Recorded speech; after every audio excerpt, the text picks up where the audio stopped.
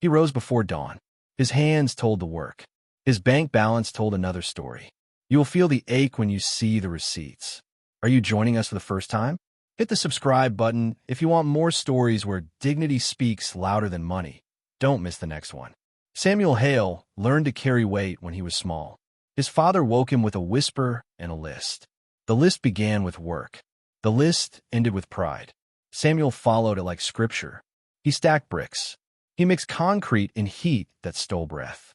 He hoisted beams into a sky that never seemed to give in return. He loved his work. He believed work would build a life. The town told a different story. Lenders drew maps in offices with air that smelled faintly of paper and coffee. The maps shaded blocks in tones meant to stop loans. Red lines appeared on pages and then on streets. Services moved toward other blocks. Grocery shelves grew thin where families bought food. Clinics took long lines. Public investment skipped steps and skipped roofs. Samuel learned the meaning of the phrase redlining without hearing it aloud. He felt it in the door that would not open. Samuel married for love and for strength. Rosa taught him how to sew a shirt until the seam looked like a promise. They had a boy named Marcus. Marcus learned the early lesson of small hands and steady work by watching his father. Samuel taught Marcus to fix a leaking pipe. He taught him to say please with a steady voice. He taught him to keep a ledger in a notebook and to write down every bill. He taught him to hold hope like a coin. The lessons were private. They were strong. By the time Marcus reached college age, the world had changed in style, but not in substance. Samuel worked longer hours. He saved in a shoebox and in a savings account with a number that felt small. Marcus earned a scholarship and kept a weekend job. He studied in a lamplight and carried his father's habit of steady steps. Marcus wanted a home where his children would not learn the same lessons under different roofs. The first real blow arrived in a bank office with polite smiles and quiet phrases. Samuel sat with papers and a letter that looked like progress. The loan officer handed him an application and a pamphlet. Someone advised improvement plans on a clipboard and an encouraging nod. The appraiser walked the house on the next street and wrote numbers that did not match the home he saw. A finished porch did not translate in the report. A modern water heater on a neighbor's file disappeared from the comps. The appraisal came low. The loan terms shifted upward. Samuel closed the paper and folded a hope into his pocket. The door remained locked. By then, the phrase appraisal bias lived in reports and in study halls. The phrase described a pattern among appraisers who used data that favored certain blocks. Low appraisals mean small equity. Small equity means little cushion in a crisis. Samuel watched friends build small portfolios.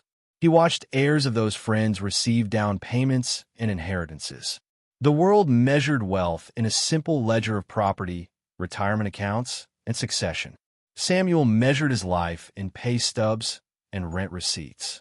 Years passed. A layoff hit after a factory contract ended. Samuel found part-time work. He polished a new resume and hunched over it like a confession. Medical bills for a storm of illness filled folders. His savings thinned like bread. Rosa took 2 shifts at a diner and came home with grease on her apron. Marcus wrote a thesis and mailed it with a steady hope. He paid tuition with loans that carried interest like an unyielding rule. You will learn here how a life of honest labor meets rules written long before a single coin entered hand. The gap is structural and personal. The choice that follows moves futures. Would you have spoken up if you saw Preston block Marcus at the door? Drop your answer in the comments. Marcus graduated. He stood in a cap and robe and held a degree that opened offices and offered interviews. Ben from his class had parents who used home equity to provide a cushion. Ben bought a condo by the train. His employer matched retirement contributions from the first paycheck. Ben's balance sheet swelled by opportunity. Marcus rented while he worked 3 jobs. He sent money home after each emergency. He learned about credit score and mortgage points in the middle of a night shift with a fluorescent hum. Marcus grew agile in a financial world that felt foreign. He learned to appeal appraisals. He learned to stack local down payment programs and nonprofit grants. He gathered permits and receipts and photos like evidence. He learned how to write a calm, precise letter and how to walk into a bank with a packet of facts. He took courses on investment and index funds. He pulled his father's notebooks into his own habit. But wounds run deep. Samuel's health faltered. A hospital stay left medical debt that nudged the family balance sheet backward. A winter storm cracked a pipe and flooded a basement. Insurance covered part and left a gap. Samuel's hands grew slower. He found himself counting weeks like pages in a ledger. He looked at the rent ledger the way his father once held a time card. In the kitchen light, he held a veteran's record and the rent notice side by side. He had served. He had paid. The papers read like a contradiction. Samuel sits on a worn kitchen chair under a bare bulb. The bulb throws a thin light across a ledger and an envelope marked rent. His jacket hangs on a nail. One child's shoe sits beneath the table. His hands rest on a receipt, palms open and honest. Tears track slow and private paths on his face. His eyes carry the weight of work, hunger, and an old love. A single photograph could hold the whole story. It would call pity and curiosity at once. The frame should crop tight to his face and hands. The light must show the paper grain, the threadbare sleeve, the scar on a knuckle. That still will tell a million viewers a truth without a single line of text. The struggle in this house unfolds in small details. Marcus found a nonprofit that offered aid for first-time buyers. The program required a packet of income statements and a history of savings. Marcus saved for months and stacked a city grant on top of a state program. He learned to move quickly in an auction market. He watched cash offers arrive like storm clouds and crumble his plans. He practiced patience like prayer. One afternoon, an appraiser walked through the small house Marcus desired. The millwork on a closet had a contractor's sticker and a permit number. The appraiser's report missed these facts. The comparable sales chosen excluded a renovated home on the next block. Marcus wrote a letter that was precise. He attached photos, permits, and dated invoices. He included a spreadsheet of neighborhood comps and a note from the contractor. He left the office with a packet and a sense of resolve. The review came back changed. The number rose enough to close. Marcus signed papers and held a key. He thought of his father, sitting at the kitchen table under a bulb. He thought of a ledger and a veteran record. He thought of the small shoe under the table. He thought of a list his father once whispered. Work, pride, protect the next generation. After closing, Marcus did not stop. He taught his son how interest works with jars and coins. He created a family fund with cousins. Each adult contributed a modest amount monthly. The fund included rules in ink. Each loan carried a clear payback schedule. Each borrower signed with witnesses. The fund covered a medical bill without forcing a sale of a treasured item. The fund paid a down payment shortfall for an aunt who re-entered the housing market. The fund offered a small cushion. Samuel watched a change unfold in the slow way of weather. The family table became a ledger of repeated deposits. Marcus set an automated transfer into an index fund. He set it to buy on the first of each month without thought. The deposits moved like tiny roots into a tree. The family learned to ask for fair appraisals and to keep evidence. They learned to use matched employer contributions as a lever. Marcus taught his sister how to be an authorized user on a credit card with rules and limits, so the teen picks up a positive history early.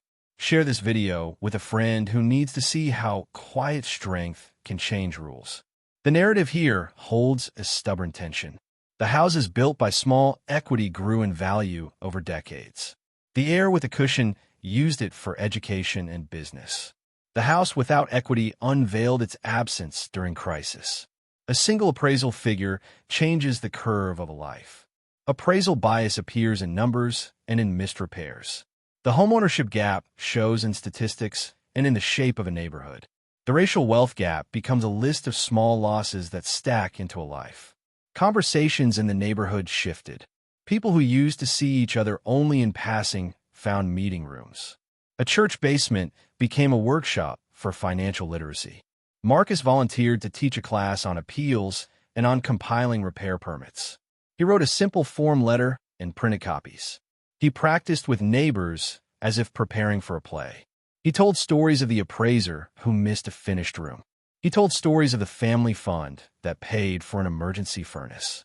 A local reporter came by after hearing about the fund. Marcus talked in plain terms. He spoke of receipts and permits. He spoke of the small fund and how it changed a cousin's path. The reporter wrote a piece that reached beyond the block. A nonprofit reached out with more support. The neighborhood received attention. The maps did not change overnight, but the people who lived within shaded lines learned ways to appeal for light. Samuel never held a deed. He held a rented door and a worn receipt. He held a veteran's paper and a ledger. He held a story that lived in his children and grandchildren. He watched Marcus add small victories to the family account. When Samuel grew ill, the fund paid for care that allowed him to die known and dignified within a family circle. He did not leave a portfolio, but he left rules. He left method. He left a pen and a sign page. He left the habit of depositing a little each month. A lifetime of honest labor should change a life. The truth lies in the rules written long ago. The choice now sits at each table. Protect the next generation. Insist on fair appraisal. Teach early. Build shared rules.